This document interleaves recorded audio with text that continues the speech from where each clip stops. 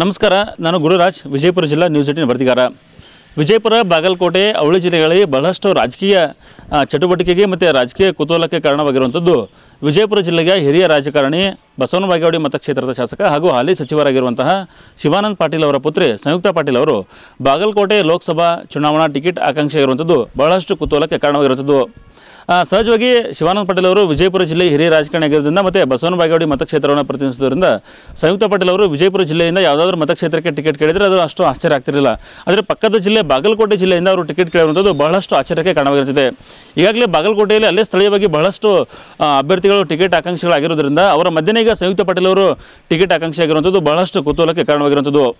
ಮೊನ್ನೆ ಅಷ್ಟೇ ಮುದ್ದೇಬೇಳಕ್ಕೆ ಸಿದ್ದರಾಮಯ್ಯನವರು ಪ್ರವಾಸಕ್ಕೆ ಬಂದಾಗ ಸಂಯುಕ್ತಾ ಪಾಟೀಲ್ ಅವರು ಖುದ್ದಾಗಿ ಭೇಟಿಯಾಗಿ ಅವರಿಗೆ ಮನವಿಯನ್ನು ಸಲ್ಲಿಸಿದ್ದಾರೆ, ನನಗೆ ಟಿಕೆಟನ್ನು ಕೊಡಬೇಕು ಅಂತೇಳಿ. ಜೊತೆಗೆ ಬಾಗಲಕೋಟೆ ಕಾಂಗ್ರೆಸ್ ಜಿಲ್ಲಾ ಅಧ್ಯಕ್ಷರಿಗೂ ಅವರು ಮನವಿಯನ್ನು ಸಲ್ಲಿಸಿದ್ದಾರೆ, ನನಗೆ ಟಿಕೆಟ್ ಬೇಕು ಅಂತೇಳಿ. ಹಾಗಾಗಿ ಸಂಯುಕ್ತಾ ಪಾಟೀಲ್ ಅವರು ಟಿಕೆಟ್ಗಾಗಿ ಅರ್ಜಿ ಸಲ್ಲಿಸಿದ ಬಳಿಕ ಬಹಳಷ್ಟು ಕುತೂಹಲ ಮೂಡಿರುವಂಥದ್ದು. ಶಿವಾನಂದ ಪಾಟೀಲ್ ಅವರು ಈ ಹಿಂದೆ ಬಾಗಲಕೋಟೆ ಜಿಲ್ಲಾ ಉಸ್ತುವಾರಿ ಸಚಿವರಾಗಿದ್ದರು. ಜೊತೆಗೆ ಸಂಯುಕ್ತಾ ಪಾಟೀಲ್ ಅವರು ಯುವ ಕಾಂಗ್ರೆಸ್ಸಲ್ಲಿ, ಮಹಿಳಾ ಕಾಂಗ್ರೆಸ್ ಘಟಕದಲ್ಲಿ ಬಾಗಲಕೋಟೆ ಜಿಲ್ಲೆಯಲ್ಲಿ, ವಿಜಯಪುರ ಜಿಲ್ಲೆಯಲ್ಲಿ ಎರಡು ಜಿಲ್ಲೆಯಲ್ಲಿ ಕೆಲಸ ಮಾಡಿದ್ರಿಂದ ಆ ಅನುಭವದ ಆಧಾರದ ಮೇಲೆ ನನಗೆ ಟಿಕೆಟ್ ಕೊಡಬೇಕು ಅಂತೇಳಿ ಅವರು ಮನವಿಯನ್ನು ಮಾಡಿದ್ದಾರೆ. ಹಾಗಾಗಿ ಈ ವಿಚಾರ ಬಹಳಷ್ಟು ಕುತೂಹಲಕ್ಕೆ ಕಾರಣವಾಗಿರುವಂಥದ್ದು. ಕಳೆದ ವಿಧಾನಸಭಾ ಚುನಾವಣೆಯಲ್ಲಿ ಸಂಯುಕ್ತಾ ಪಾಟೀಲ್ ಅವರು ವಿಜಯಪುರ ನಗರ ಶಾಸಕ ಬಸನಗೌಡ ಪಾಟೀಲ್ ಯತ್ನಾಳ್ ಅವರ ವಿರುದ್ಧ ಟಿಕೆಟನ್ನು ಕೇಳಿದರು ವಿಜಯಪುರ ನಗರ ಕ್ಷೇತ್ರದಿಂದ. ಯತ್ನಾಳ್ ಅವರಿಗೆ ನಮಗೆ ಸೈದ್ಧಾಂತಿಕವಾಗಿ ವಿರೋಧ ಇದೆ ಅಂತ ಹೇಳಿ ನೇರವಾಗಿ ಒಂದು ಆಕ್ರೋಶವನ್ನು ವ್ಯಕ್ತಪಡಿಸಿ ಟಿಕೆಟನ್ನು ಕೇಳಿದರು. ಅದಕ್ಕೆ ಸಂಬಂಧಪಟ್ಟಂಗೆ ವಿಜಯಪುರ ನಗರದಲ್ಲಿ ಅವರು ಎಲ್ಲ ರೀತಿಯ ತಯಾರಿಯನ್ನು ಮಾಡ್ಕೊಂಡಿದ್ದರು. ನಗರದ ಪ್ರಮುಖ ಏರಿಯಾಗಳಲ್ಲಿ ಸಭೆಯನ್ನು ಮಾಡೋದ್ರ ಜೊತೆಗೆ ಪ್ರಮುಖರನ್ನು ಭೇಟಿಯಾಗೋದು, ಕಾರ್ಯಕರ್ತರನ್ನು ಭೇಟಿಯಾಗೋದು, ಈ ರೀತಿ ಚುನಾವಣೆಗೆ ಏನೇನು ತಯಾರಿಗಳು ಬೇಕು ಎಲ್ಲ ತಯಾರಿಯನ್ನು ವಿಜಯಪುರ ನಗರದಲ್ಲಿ ಮಾಡ್ಕೊಂಡಿದ್ರು. ಆದರೆ ಕೊನೆ ಕ್ಷಣದಲ್ಲಿ ಟಿಕೆಟ್ ಕೈ ತೆಗೆದಿದ್ದರಿಂದ ಹಾಗಾಗಿ ಅವರು ಅಷ್ಟೊಂದು ಚುನಾವಣಾ ರಾಜಕೀಯದಿಂದ ಈ ವಿಜಯಪುರ ನಗರ ಕ್ಷೇತ್ರದಿಂದ ದೂರ ಉಳ್ಕೊಂಡಿದ್ದರು. ಆದರೆ ಬಸವನ ಬಾಗೇವಾಡಿ ಕ್ಷೇತ್ರದಲ್ಲಿ ಅವರು ಸಚಿವ ಶಿವಾನಂದ ಪಾಟೀಲ್ ಅವರು ಹೊರಗಡೆ ಇದ್ದಾಗ ಕ್ಷೇತ್ರದಲ್ಲಿ ಇದ್ದುಕೊಂಡು ಎಲ್ಲ ರೀತಿಯ ಕೆಲಸಗಳನ್ನು, ಕಾರ್ಯಕರ್ತರನ್ನು ಭೇಟಿಯಾಗೋದು, ಪಕ್ಷ ಸಂಘಟನೆ ಸೇರಿದಂತೆ ಎಲ್ಲ ಕೆಲಸಗಳನ್ನು ಸಂಯುಕ್ತಾ ಪಾಟೀಲ್ ಅವರೇ ಮಾಡ್ತಾಯಿದ್ರು. ಹಾಗಾಗಿ ಅವರಿಗೆ ಸ್ವಲ್ಪ ರಾಜಕೀಯ ಅನುಭವ ಕ್ಷೇತ್ರದಲ್ಲಿ ಇತ್ತು. ಅದನ್ನು ಆಧಾರವಾಗಿ ಇಟ್ಕೊಂಡು ಮತ್ತು ಪಕ್ಷ ಸಂಘಟನೆಯಲ್ಲಿ ಇರೋದಿದ್ದುಕೊಂಡು, ಜೊತೆಗೆ ಈ ಹಿಂದೆ ಶಿವಾನಂದ ಪಾಟೀಲ್ ಅವರು ಬಾಗಲಕೋಟೆ ಜಿಲ್ಲೆಯ ಉಸ್ತುವಾರಿ ಸಚಿವ ಆಗಿರುವಂಥದ್ದು. ಈ ಎಲ್ಲ ಅಂಶಗಳನ್ನು ಇಟ್ಕೊಂಡು ಅವರು ಬಾಗಲಕೋಟೆ ಲೋಕಸಭಾ ಕ್ಷೇತ್ರಕ್ಕೆ ಟಿಕೆಟನ್ನು ಕೇಳಿರುತ್ತದೆ. ಹಾಗಾಗಿನೇ ಈ ವಿಚಾರ ಈಗ ಬಹಳಷ್ಟು ಕುತೂಹಲಕ್ಕೆ ಕಾರಣವಾಗಿರುವಂಥದ್ದು. ಬಾಗಲಕೋಟೆ ಜಿಲ್ಲೆಯ ಆಕಾಂಕ್ಷಿಗಳೇನಿದ್ದಾರೆ ಅವರಲ್ಲಿರುವಂತಹ ಭಿನ್ನಾಭಿಪ್ರಾಯಗಳು ಸಹಿತ ಸಂಯುಕ್ತಾ ಪಾಟೀಲ್ ಅವರು ಒಂದು ವೇಳೆ ಟಿಕೆಟ್ ಕೇಳೋಕ್ಕೆ ಒಂದು ಅವಕಾಶ ಸಿಗುತ್ತೆ ಅನ್ನೋ ಮಾತಿರುವಂಥದ್ದು. ಇದೆಲ್ಲ ಹೊರತುಪಡಿಸಿ ಇನ್ನೊಂದು ಕುತೂಹಲಕಾರಿ ಏನಪ್ಪ ಅಂದರೆ, ಸರ್, ನಾನು ಲಾಸ್ಟ್ ಟೈಮ್ ಬಿಜಾಪುರ ಜಿಲ್ಲೆಗೆ ನಾನು ಆಕಾಂಕ್ಷಿಯಾಗಿ ನಾನು ಟಿಕೆಟ್ ಕೇಳಿದ್ದೆ. ಅದಕ್ಕಿಂತ ಮುಂಚೆ ನಾನು ಫಸ್ಟ್ ಇದು ಬಂದಾಗ ನಾನು ಬಾಗಲಕೋಟೆ ಲಾಸ್ಟ್ MP ಎಲೆಕ್ಷನಲ್ಲೂ ಕೂಡ ಬಾಗಲಕೋಟೆ ಜಿಲ್ಲೆಯಲ್ಲಿ ನಾವು ಒಂದು ಇದನ್ನ ಪ್ರಯಾಸವನ್ನು ಮಾಡಿದ್ವಿ. ಸೊ ಅದಕ್ಕೆ ಈ ಸರಿನೂ ಕೂಡ ನಾನು ಬಾಗಲಕೋಟೆ ಜಿಲ್ಲೆಗೆ ನಾನು ಆಕಾಂಕ್ಷಿ ಅಂತ ನಾನು ಹೇಳೋಕ್ಕೆ ಇಷ್ಟಪಡ್ತೀನಿ. ಯಾಕಂತಂದರೆ ನಿರಂತರವಾಗಿ ನಾನು ಪಕ್ಷದಗೋಸ್ಕರ ಸೇವೆಯನ್ನು ಮಾಡಿದ್ದೀನಿ, ಪಕ್ಷದಲ್ಲಿ ಎಲ್ಲ ರೀತಿಯಲ್ಲಿ ದುಡಿದಿದ್ದೀನಿ. ಅದ್ರ ಜೊತೆಯಾಗಿ ನಾನು 3 ವರ್ಷ ಯೂತ್ ಕಾಂಗ್ರೆಸ್ಸಲ್ಲಿ ಬಾಗಲಕೋಟೆ ಜಿಲ್ಲಾ ಇನ್ಚಾರ್ಜ್ ಆಗಿ ಕೆಲಸ ಮಾಡಿದ್ದೀನಿ. ಅದಕ್ಕಿಂತ ಜಾಸ್ತಿನೂ ನಮ್ಮ ತಂದೆಯವರಿಗೆ ಮತ್ತು ಇಲ್ಲಿರುವಂತಹ ಎಲ್ಲರಿಗೂ ಕೂಡ ಬಾಗಲಕೋಟೆ ಜಿಲ್ಲೆಯ ಜನರ ಜೊತೆ ಜಾಸ್ತಿ ಸಂಪರ್ಕ. ಯಾಕಂತಂದರೆ ಮೊದಲು ಇದು ಅಖಂಡ ಬಿಜಾಪುರ ಜಿಲ್ಲೆ ಇದ್ದಿದ್ದಂಥದ್ದು. ಅಲ್ಲಿ ನಮಗೆ ಪ್ರೋತ್ಸಾಹನೆ ನೀಡೋರು ಮತ್ತು ನನಗೆ ಸಪೋರ್ಟ್ ಮಾಡಿರುವಂತಹ ಕೆಲವೊಬ್ಬರು ನಾಯಕರಿಂದ ಹಾಗೂ ಅಲ್ಲಿ ಜನರ ಒಂದು ಆಸೆಯಿಂದ ನಾನು ಈ ಸರಿ ಆಕಾಂಕ್ಷಿಯಾಗಿದ್ದೀನಿ. ಆದರೆ ನಾನು ಹೇಳೋದೇನು ಅಂತಂದರೆ, ಯಾರಿಗೆ ಟಿಕೆಟ್ ಪಕ್ಷ ಕೊಟ್ಟರೂ ಕೂಡ ನಾನು ಬಹಳ ನಿಷ್ಠೆಯಿಂದ ಅವ್ರಿಗೋಸ್ಕರ ಹಾಗೂ ನಮ್ಮ ಪಕ್ಷದಗೋಸ್ಕರ ಈ ಎಲೆಕ್ಷನೆಲ್ಲ ದುಡಿತಾ ಇದ್ದೀನಿ. ಡೆಫಿನೆಟ್ಲಿ ಪಕ್ಷದ ಹೈಕಮಾಂಡ್ ಏನು ಡಿಸೈಡ್ ಮಾಡುತ್ತೆ ಅದಕ್ಕೆ ನಾವೆಲ್ಲರೂ ಬದ್ಧವಾಗಿದ್ದೀವಿ.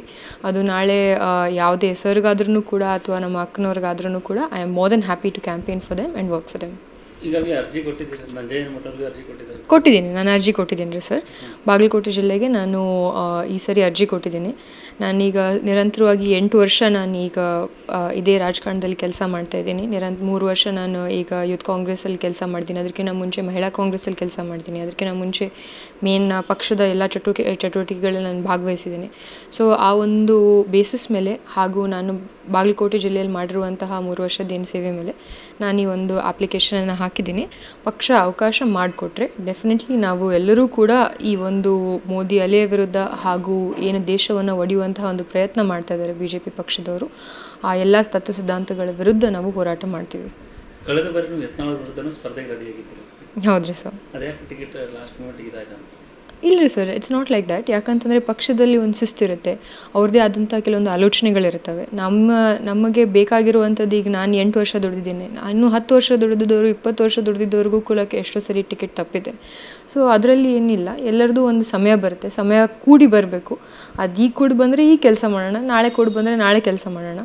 ಪಕ್ಷದಲ್ಲಿ ಎಲ್ಲ ಕಾರ್ಯಕರ್ತರಿಗೂ ಕೂಡ ಬಹಳ ಬೆಲೆ ಇದೆ. ನಿರಂತರವಾಗಿ ಯಾರೇ ಪಕ್ಷದಗೋಸ್ಕರ ದುಡಿದ್ರೂ ಕೂಡ ಅವರಿಗೆ ಸ್ಥಾನಮಾನ ಕೊಡೋದ್ರ ಜೊತೆ ಆಗಲಿ ಈ ಪಕ್ಷ ಬರೀ ಸ್ಥಾನಮಾನಗೋಸ್ಕರ ಅಷ್ಟೇ ಅಲ್ಲ, ಒಂದು ತತ್ವ ಸಿದ್ಧಾಂತದ ಮೇಲೆ ನಾವೆಲ್ಲರೂ ಹೋರಾಟ ಮಾಡ್ತಾ ಇದ್ದೀವಿ. ನಾನು ಯತ್ನಾಳವರ ವಿರುದ್ಧ ಟಿಕೆಟ್ ಕೇಳಿದ್ದೂ ಅದೇ ತತ್ವ ಸಿದ್ಧಾಂತದ ಮೇಲೆ.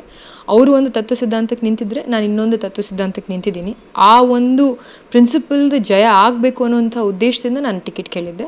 ಸೊ ಅದಕ್ಕೆ ಇನ್ನು ಮುಂದೆ ಬರುವಂಥ ಎಲ್ಲ ಚುನಾವಣೆಯಲ್ಲೂ ಕೂಡ ಅದೇ ಬೇಸಿಸ್ ಮೇಲೇ ನಾವು ಕಾಂಗ್ರೆಸ್ ಪಕ್ಷದಿಂದ ಎಲ್ಲ ಕಾರ್ಯಕರ್ತರು ನಾವು ಜನರ ಮುಂದೆ ಹೋಗ್ತೀವಿ. ನಿರಂತರವಾಗಿ ನಾವು ಗ್ಯಾರಂಟಿಗಳು ಕೊಟ್ಟಿದ್ದೀವಿ ಜನರಿಗೆ.